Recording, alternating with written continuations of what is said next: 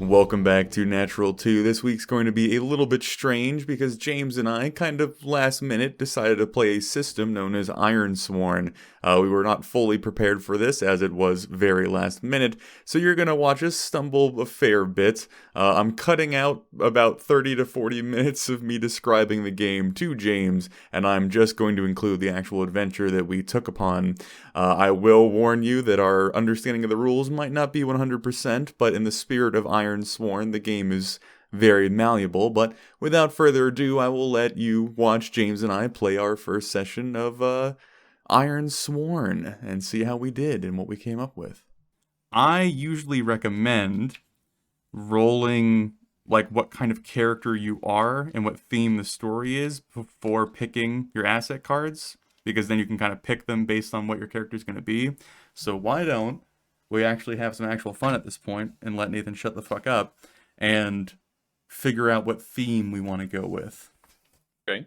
All right. So I'm going back to the thing called the Oracle, and the Oracle is again like helps dictate different things and give you little like bits of inspiration that you might need. So the first thing I want to roll on is the themes table. So go ahead and roll me your 10-sided dice as like percentile dice, and then tell me the result. 11. 11. We have leader, and then give me another roll. 17. Renown, and give me one more. 28. 28. Investigate. Okay. So the two theme rolls we got is leader and renown, and the one action roll that we got is investigate. So using these three kind of jumping off points, this is kind of where we begin building whatever story we're looking for, right? Like, how do you work being a leader and renown and investigation into whatever we're currently doing? Okay. And if it's still somewhat unclear, we could roll up your character, which gives you a kind of another jumping off point to figure out where you want to go from there.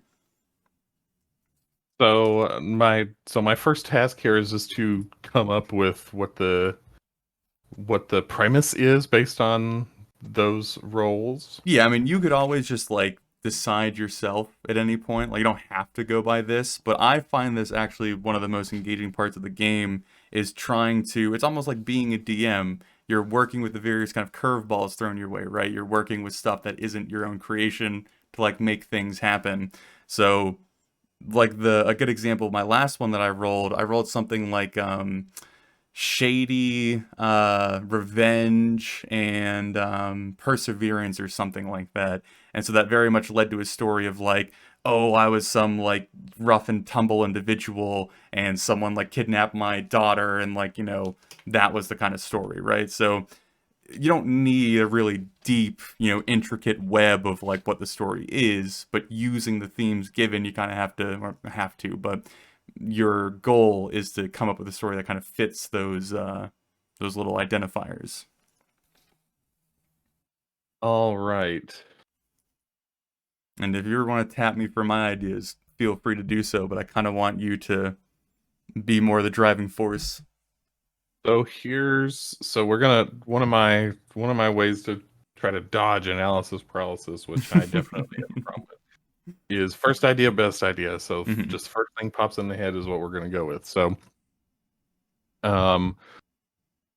I am my character is a figure. You said Ironsworn is kind of like Warriors of the North, sort of. It can be anything, but that's the theme that it's built for, yeah. We'll stick with it for now. So my character is one of the Raven Flight, and these are individuals that are in a semi-exile, sort of a pseudo-exile. They don't belong to any tribe or village in particular once they become a member of the Raven Flight. But their role is in larger society is sort of sacred in that they are outside, sort of. You might say sheriffs. Okay. So when there's a dispute uh, of a particular kind, or a dispute between different settlements or groups, and there's concern about bias or about credibility or about um, ability, Hmm. one of these may be summoned to come and deal with it. Okay. Uh, they're not above chiefs, but a chief would have to have a good reason to. It would be taboo to countermand the conclusion of the Raven's flight Hmm. without a good reason. Um, Perfect. so so I have come to investigate claims that uh, a famous warrior, a famous warband leader is communing with uh, witches and evil forces. Okay. So let's go ahead and make that your like initial setting off vow or goal. And for sake of somewhat time, because we know this is kind of a shorter window, let's put it at dangerous versus anything beyond that. I think that's the second tick. Yeah, so make a vow, and the vow will be you want to kind of keep it relatively loose just in case you want to adjust it down the line, but something like learn the truth of the warrior leader and then set that as dangerous and then leave that at, blank progress. Why don't we go ahead and do you want to have a bit more agency over who your character is, or do you want to try and roll and see who your character is? Let's roll it. Okay. So there's a We're thing, there's a character descriptor table that we'll roll on. So go ahead and give me some rolls for that. we're trying to keep this tight this time. Oop, classic. Drop some dice.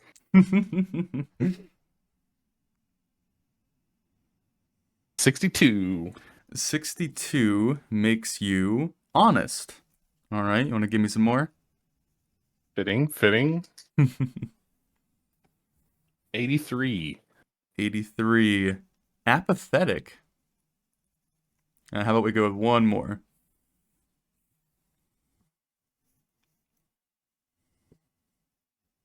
56. 56. Anxious. Interesting.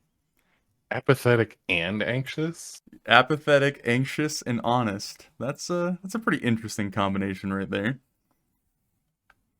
Do you want to name your individual? Do you want a random name, sir? Let's do a random name. All right, hit me with it. 44. 44. You are Ethela? Ethela? Ithela? So, Athela, the honest, apathetic, and anxious Raven Flight investigator, is what we currently have. And then, for sake of building up the narrative, why don't you go ahead and give me a roll for the name of the warrior that you are investigating? N. 10. His name is Eos. EOS. Much easier. And how about let's roll his disposition. So go ahead and give me a roll for that. 81. 81. He is known to be unfriendly. Believe it or not. And let's give me another roll. 64. Ooh, his character goal is to protect a person. So perhaps he's, dabbling in these dark arts or this evil to help save someone or bring back a loved one or something of the sort. But okay, so that gives you your character and your traits. So at this point, what I usually do is I use the rolls I got to help dictate what stats I want to put my various numbers in. You have a blank set of numbers to apply however you see fit. But that's where I kind of use the identifiers you were given to put them. So you have 1, 3 as a stat to put anywhere, and that's your highest stat. You have 2 2s and then 2 1s. So going off of who you are, you can kind of place them however you see fit. I think honest and apathetic, and anxious. So I've gone with 1 edge, 2 heart, 3 iron, 1 shadow, and 2 wits. Okay, that will work. And so those will be the bonuses that you add to your rolls whenever those bonuses come up, is that actual just straight number. Okay, so that is your character. So now, did you pick up the asset cards? I did. Okay, I do not have them in front of me because I did not have that prepared. But there are things like pet companions you can pick. There are items you can pick, different like magical abilities you can pick. Some of the things might not make sense, not understanding the full mechanics right now. But basically, whatever looks appealing to you, I would grab. All right, so that's your 3 assets, and we'll say that was one of your bonds. Let's go ahead and give you another bond to work with. Do you have anything in mind, or do you want to ask the Oracle? Ask the Oracle. All right, let's see. Okay, give me a roll, sir. 2. 2, a criminal. Give me another roll. 79. 79. Who is unfriendly.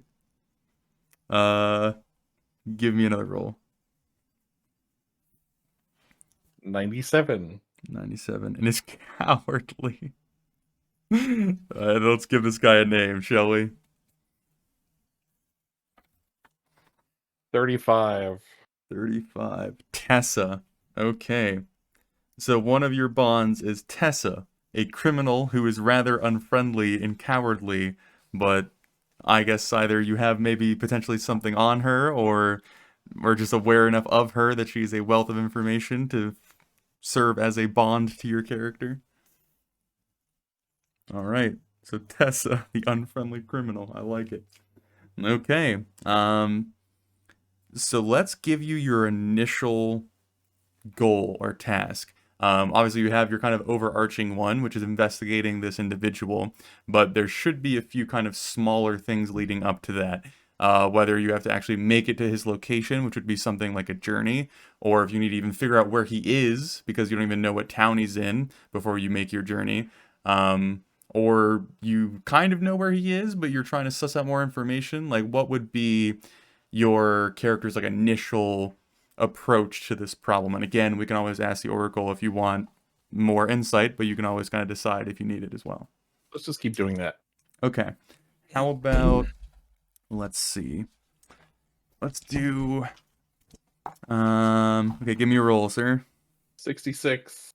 66. Ooh, the enemy has gained a new ally. So how about,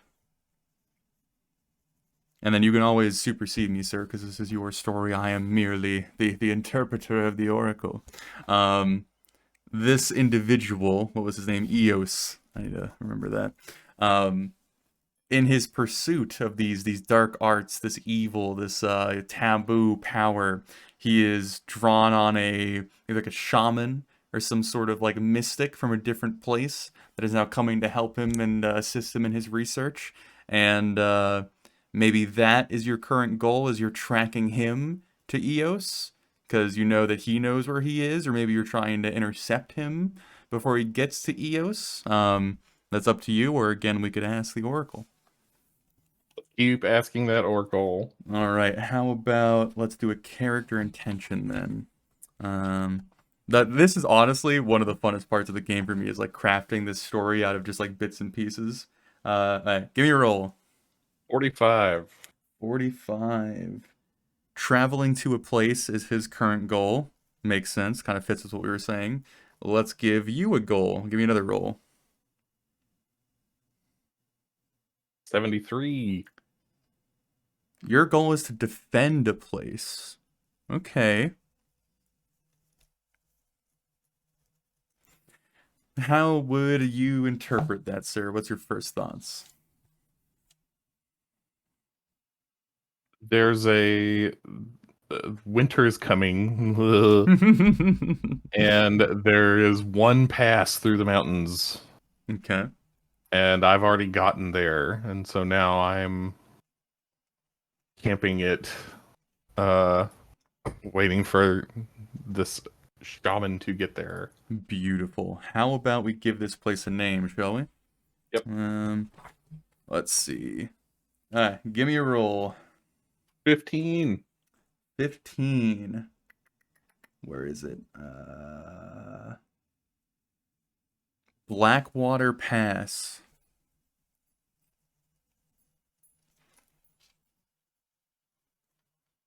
All right. So let's go ahead and put down on your progress chart. Again, let's make this. Let's make it a no, let's make it troublesome. We'll make it the easiest one for now. And put down, I guess, the goal or the swear, or the vow. Defend the pass or stop the shaman. Whichever one you think is more applicable. Probably just halt the shaman at the pass. Okay. So the first thing you want to do, I think is it back here. Oh,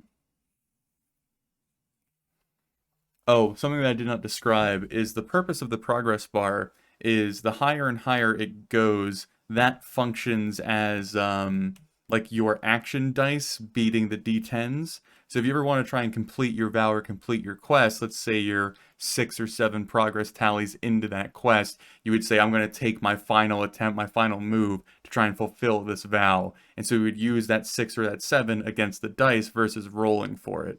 So basically, the more effort you put into it, the higher the chance of succeeding when you finally go to take that final, heroic action. And it's the only move that I think is exempt from momentum. So you can't like build up a bunch of momentum and use that to kind of plow through your vow. And you should try and save that like final moment for something that isn't like after the action. Like it should be the climax. A lot of people fall into the trap of like, oh, I found my enemy and I killed my enemy and then I made my progress move to like finish my vow and I got a strong success, but like he's already dead. So now what? So you should try and save whatever the climax of the story is for that role.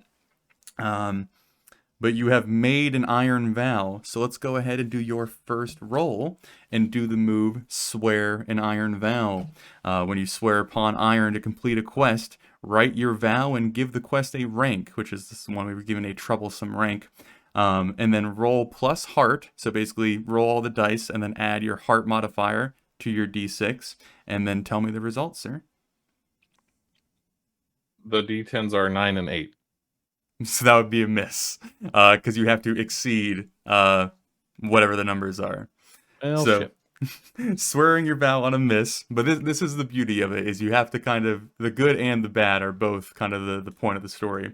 On a miss, you face a significant obstacle before you can begin your quest. Envision what stands in your way. Ask the oracle if you are unsure and choose one. So out of your 2 options, you can press on and suffer -2 momentum, which I think by default you start at +2. So that would bring your momentum down to 0. And do what you must to overcome this obstacle, or you give up and forsake your vow. So you can either make the move, forsake your vow, which might have other implications, and I suppose maybe retreat from this pass, or you can suffer the momentum and push forward. For the oracle, it's 5. Okay, so you're gonna see what the setback is. Yep. Let's see. Let's go with this.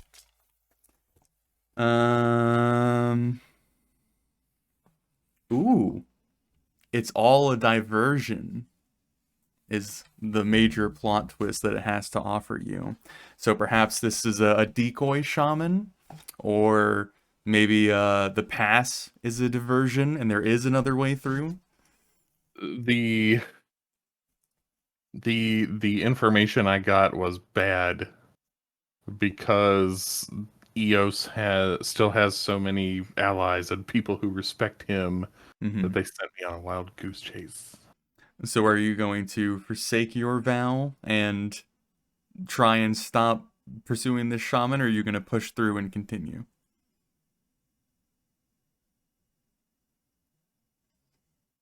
I'm gonna assume that somebody is coming out here Hmm. uh and push through. Okay. So set your momentum down to 0 from +2. And let's see here. I'm gonna have to cut out so many noises of me flipping paper around. Um, at this point, I imagine so. There's things called adventure moves and combat moves and all this kind of stuff, which they're different options based on what's going on. And I'm gonna try and offer up the ones that make the most sense based on what you're telling me, so I don't have to tell you each and every option you have. Um, Probably gathering information might be a good adventuring move you might want to make. Um, or secure an advantage is another one that could be potentially useful. Um, I'm just checking a few others that are probably not super useful. Um, yeah, so at this point, I would recommend either gathering information or securing an advantage. Let's secure an advantage. Okay. So whenever there's a lot of moves that allow you to approach the same concept in a lot of different ways, and while you can min-max this and say, "Oh, I'm going to go about it using this biggest stat because that's my best stat," I would recommend going about it with what your character would personally do and then using that stat, but that is up to you. I will let you decide. But anyway, securing an advantage. When you assess a situation, make preparations, or attempt to gain leverage, envision your action and roll. So there is, if you try to secure an advantage with speed, agility, or precision, you roll with edge. If you try and do it with charm, loyalty, or courage, you roll with heart. If you try and do it with aggressive action, forceful defense, or strength, you roll with iron. With deception and stealth and trickery, you roll with shadow. And with expertise, insight, or observation, you roll with wits. So which one of those seems to be the most? So we're gonna use our wits, Okay. and as a wayfinder, uh, when I secure an advantage by carefully surveying the landscape or scouting ahead, I can add 1 and take +1 momentum on a hit. Okay. So the total bonus will be a +3, and what I'm imagining is that um, I am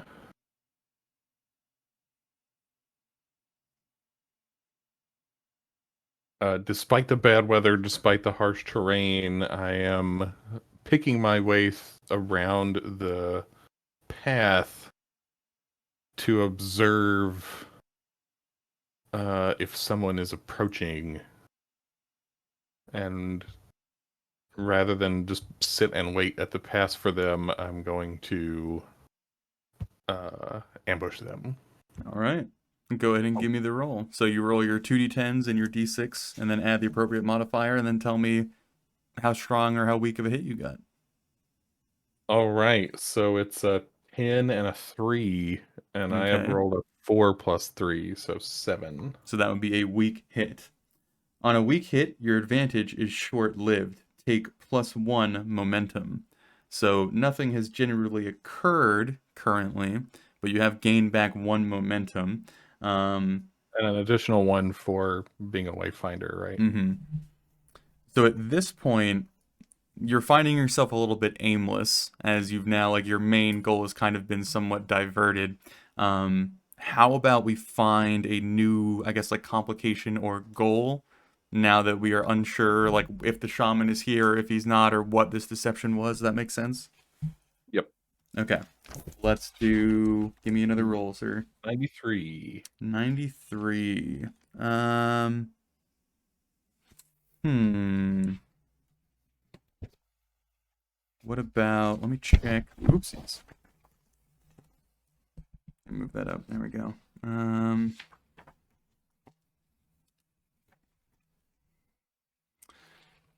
Hmm. It's giving me journey as a general theme. So I would interpret that as the information, the short-lived advantage that you have now gathered is that you are aware you're in the wrong place, or perhaps they are trying to pass in a different location. Now you must take on that journey to get there as well. That makes sense. Yeah. Okay, so then we're going to go to a move called Start a Journey or Begin a Journey. Undertake a Journey is what it is called. So go ahead and give me that roll, sir.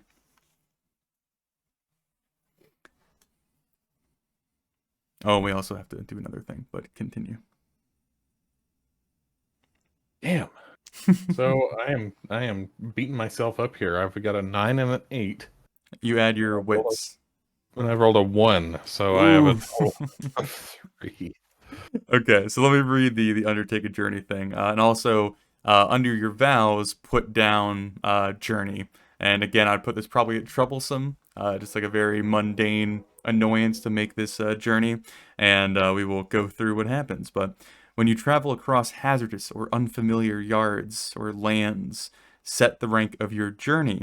When it is a troublesome journey, whenever you make a success or reach a waypoint, it is 3 ticks. So that way, it's a pretty big leap whenever you make a success. For each segment of your journey, roll plus wits. If you are setting off from a community with which you share a bond with, add 1 to your initiative roll, but you are not setting off from your community. On a strong hit, no. On a weak hit, you reach a waypoint and mark progress, but suffer -1 supply, but you got a miss, right? Right. On a miss, you are waylaid by a perilous event and pay the price. Paying the price is an actual move. So, let's roll for that, sir. This will be your percentile dice. 25. 25. Something of value is lost or destroyed. So this is up to a lot of interpretation. You could take this as like maybe perhaps a hit to your supply, or maybe even one of your asset cards are taken away from you. This is what I kind of mentioned earlier, though, where you don't want to attack yourself too viciously on things that are somewhat mundane. So what I would probably recommend for this is perhaps losing a supply point as you are traversing this mountainside or this pass. Yeah, That's what I but was thinking too. okay. So you will take -1 supply. Is there any like actual concept of this in your mind or imagination? Just I wasn't. I'm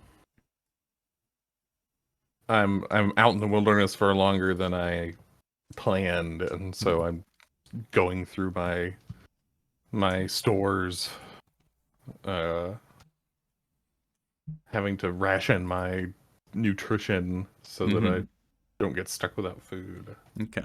So there are options such as like making camp and restocking and rehealing and that kind of thing. Though I imagine that you're not on far enough of the back foot to have that be your option. So we could probably just do Undertake a Journey again to see how that goes. Let's do Did it. you mark your? Oh no, you didn't make any advancements. So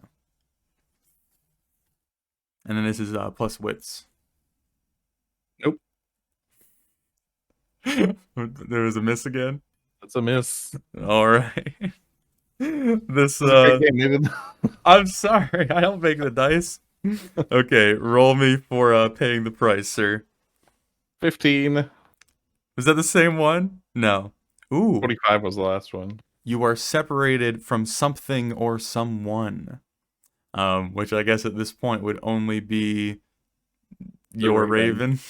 Yep. Okay. Did you Your name Raven. the raven? Shade. Okay. So, shade during your adventures. This is proving to be more than a troublesome task as you are trying to make this journey. You can try and stop and resettle, or maybe secure an advantage or gather more information before trying to forge ahead again. And you could be building up your momentum to try and make successes a bit more likely. But you could also just keep trying to undertake the journey, though it is up to you, sir. Let's secure an advantage by trying to scout a safe route Okay, so by that's climbing a secure an tree. advantage with that's probably wits, expertise, insight, or observation. And I will also be able to apply my Wayfinder once again. Mm-hmm. Yeah, you should be good at this. Not that good. So it's a weak hit. Okay. On a weak hit, your advantage is short-lived, and you get +1 momentum.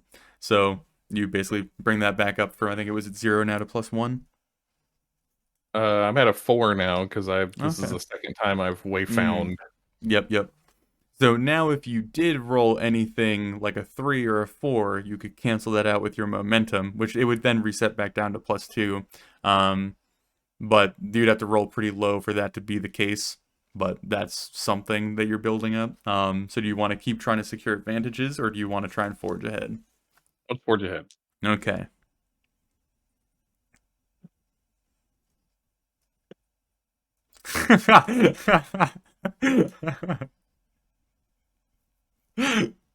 It's a weak hit. Okay. So on a weak hit, and you added your wits to this roll, correct? That's right. Okay.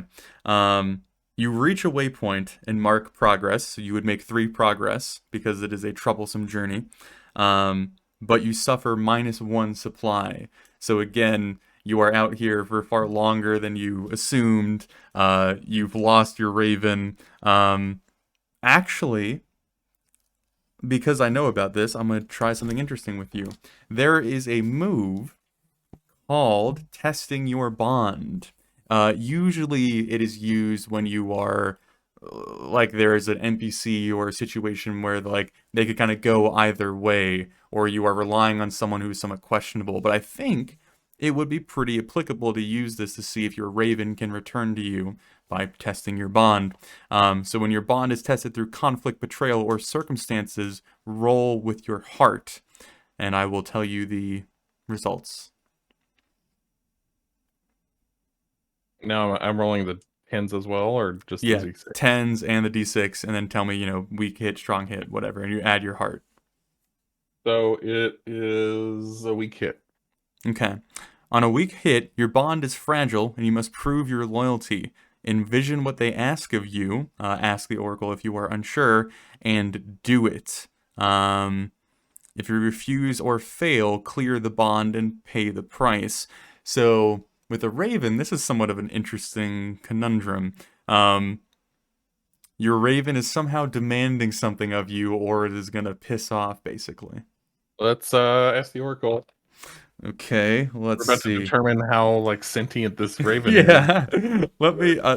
This is very strange. I'm gonna give it a character goal, I guess. Is probably the most accurate table for this, or maybe yeah. Okay, give me a. What was your roll? 30. 30. Ooh, it wants you to find a person. So amidst this journey to try and stop this shaman as you are struggling and whatnot, your raven flies away. Perhaps they find someone else, maybe stranded out in the snow or the winter, and is now refusing to return to your side until you aid this individual. Okay. Okay, so let's go ahead and because it's requesting something from you, we'll swear another vow. And this again will mark as troublesome for now until it's proved otherwise. So let me find. Maybe under the fate move. Yep. So swear an iron vow. You will be adding your heart to this roll, a normal roll. And let's go ahead and I guess make the actual vow itself save the stranded individual. Weak hit. On a weak hit, you are determined, but begin your quest with more questions than answers. Pretty goddamn fitting. Take +1 momentum and envision what you do to find a path forward. So I can hear the raven calling, and uh, instead of coming back to me, it's demanding that I come to it. Uh, but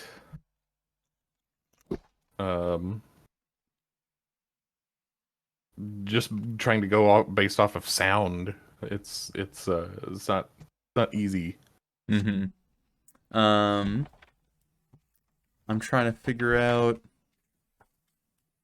Throw me a dice real quick. Just a percentile dice. 22. 22. Okay. Fitting. A secret alliance is revealed. So let's go ahead and give this person a thing. Let's start off with a name. 47. 47. This is Valeri, Valeri. Let's see what kind of person Valeri is, shall we?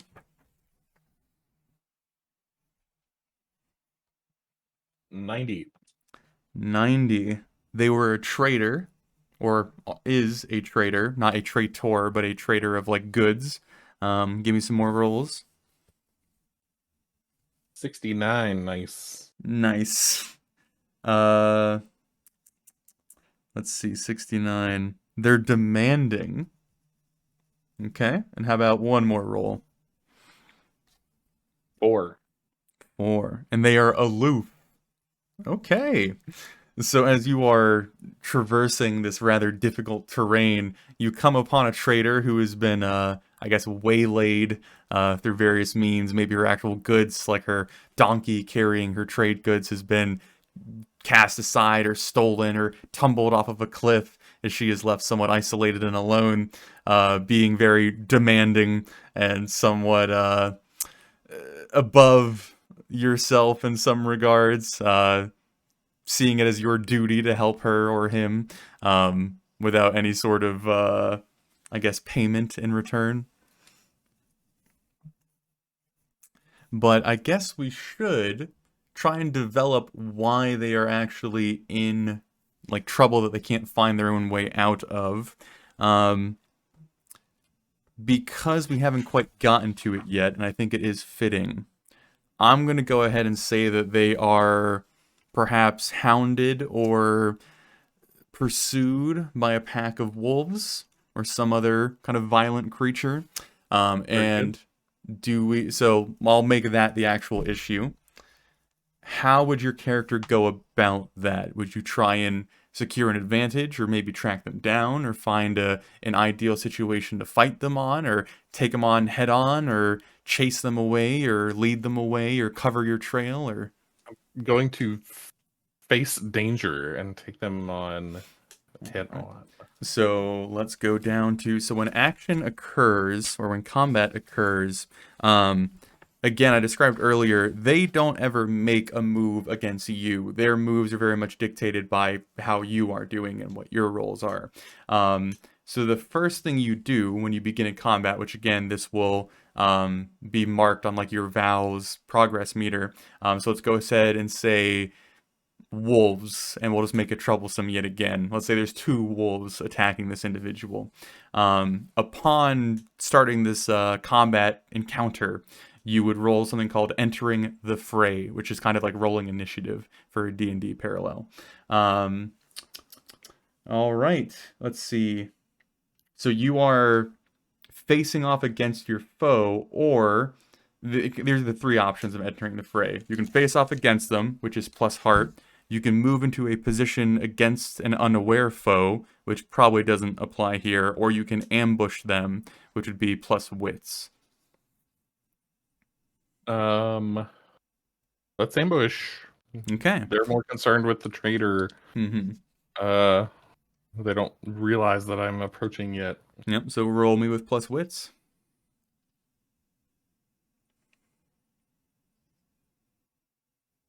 It's a miss. Oh, Jesus. You're killing me over here, Smalls. I'm the worst. I'm the worst at my job. So on a miss, Combat begins with you at a disadvantage. Pay the price, and your foe has initiative. Initiative, basically, it's very different from like initiative in D&D. There are moves that you can only take when you have the initiative, and there are moves that change when the enemy have the initiative, and this kind of goes back and forth between you and them. Um, so yeah, you would begin at a disadvantage. Let's go ahead and pay the price. So go ahead and give me a percentile dice roll, sir. 2. 2. Roll again and apply that result, but make it worse. If you roll this result yet again, think of something dreadful that changes the courses of your character. So roll again, basically. You've basically just made it even worse. 64. 64. It is harmful. So basically you endure some sort of harm. So let's do the endure harm roll. Where is that? Is that not in the combat? Oh, it's in the suffer moves. Okay. But So because of the 2s, it's more harmful than harmful. yeah, so what I'm probably gonna do is there's the spectrum of what endure harm can do to you. But let's go ahead and roll the dice and see what happens. But endure harm, when you face physical damage, suffer minus health equal to your foe's rank. So if it's troublesome, I think you suffer 2 or 1. Let me double check. So you take 1 harm because your foes are troublesome, which would be 1 of your HP basically. Okay. Then roll plus health or plus iron, whichever is higher. So give me a roll with the weak or the miss with whichever stat is higher for you. Strong hit. Hey, okay. On a strong hit, you can choose. You can either shake it off. If your health is greater than 0, you suffer -1 momentum in exchange for 1 health. So basically, you could lose momentum and get that health back.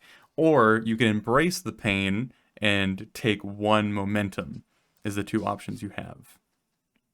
I'm apathetic. I don't care. I'm gonna embrace the pain. Okay, so what I'm probably going to do because of the roll from earlier is I will double the damage that they did to you. So instead of 1 harm, you'll take 2, but you will, again, just embrace the pain and trudge on forward. So you do not have the initiative at the moment. Let's see. So when they have initiative, you're basically reacting to what they are doing. There's one move that I'm going to tell you about beforehand, which I don't know if I'd recommend in this current moment, but I'll let you know, just be aware of. Once per fight, you can do a move called Turn the Tide. When you risk it all, you may steal initiative from your foe to make a move. When you do, add +1 and take +1 momentum on a hit. If you fail to score a hit on that move, you must suffer a dire outcome and pay the price. So basically, once per combat encounter, you can really like put it all on the line to try and shift the tide. Oh, excuse me, shift the tides. I don't think you're in such a dire situation that that's necessary now, but you could if you wanted to. I think because I'm operating on the 10-minute warning here, for our session this time, that I'm going to do that. I'm going to turn the tide. Turn the tide. So basically, you steal initiative. So you like that's a given, which allows you to do a lot of different things. And you now add +1 when you do add +1. Okay. So now you add +1 to whatever bonus you would have with your stats. So the options you have is strike. When you have initiative and attack in close quarters, you roll plus iron. Or when you have initiative and attack at range, roll plus edge. You can kind of dictate whether or not with the spear you qualify that as, ranged or melee. Clash is when they have initiative, and you could do things like trying to secure an advantage or gather information during this time, but given the situation, probably not the best move. So let's go ahead and go with strike, and you just tell me whether or not it's melee or range focused. All right, it's going to be melee focused. All right. And since I am a skirmisher and I'm striking in close combat, I am attempting to drive my spear home, Okay. which will add +1 and inflict +2 harm on a hit. Okay. So what else? What are my bonuses here? Okay, so you roll to attack and add your iron, and then you add the +1 from using Turn the Tide. And then another +1 from driving my spear home. Okay.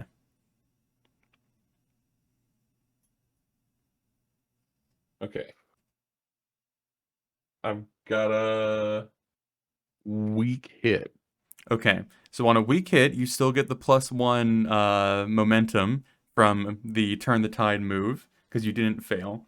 On the actual move of Strike, on a weak hit, you inflict your harm and lose initiative. So basically, you gained initiative with Turn of the Tide, did your impressive blow, and then lost initiative yet again. Maybe like your spear gets lodged in the animal as you're trying to like yank it free. So your harm with troublesome foes, I think, is yeah, you inflict 3 progress on your little tracker. And again, this functions the same way as like journeys or quests or whatever, where there's a move called End the Fight, where you roll against your progress meter. So you've now gained 3. Once you get to like 6 or above, that's when you can start trying to roll to finish the fight more or less.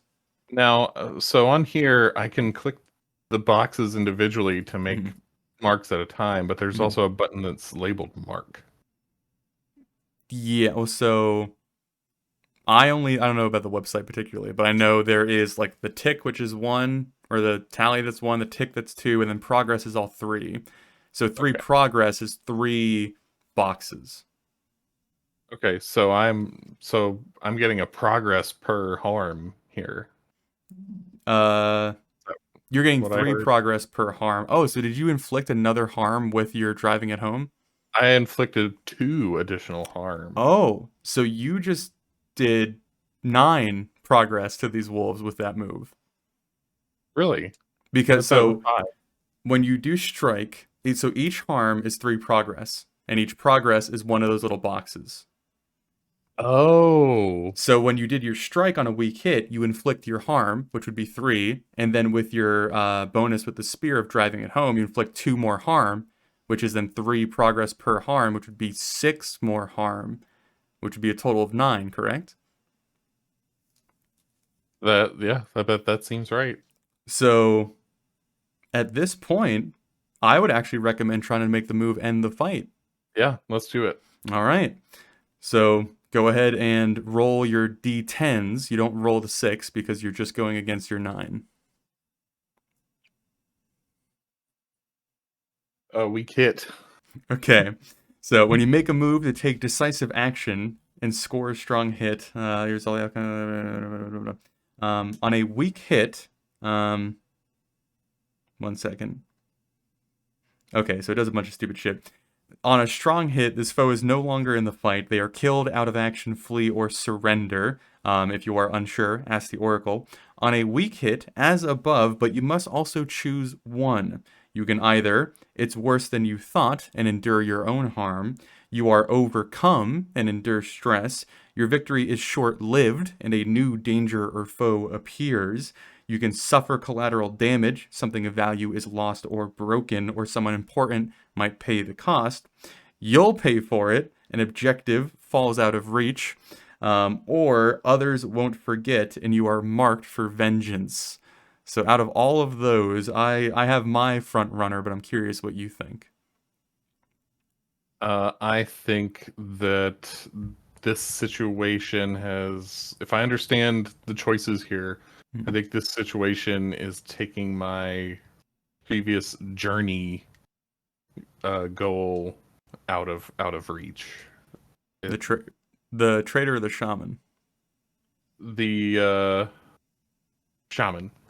Okay. I've spent too much time and I've gone too far Hmm.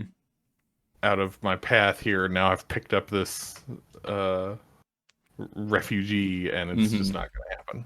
So with that occurring, our final thing before we wrap up, let me.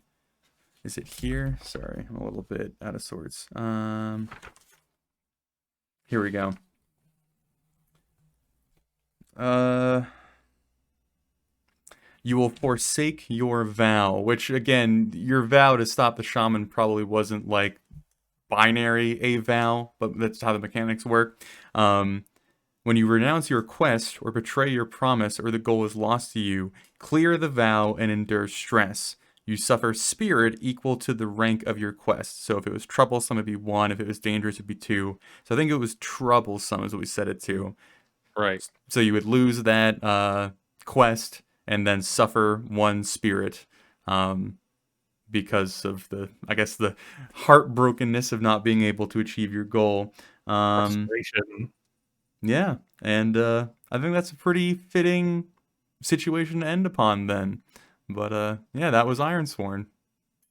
Keep it here for part 2 next time. Yeah, depending on how well this is edited, that might be a whole thing. But I'll try and make the best of all this fucking shenanigans. All right. All right.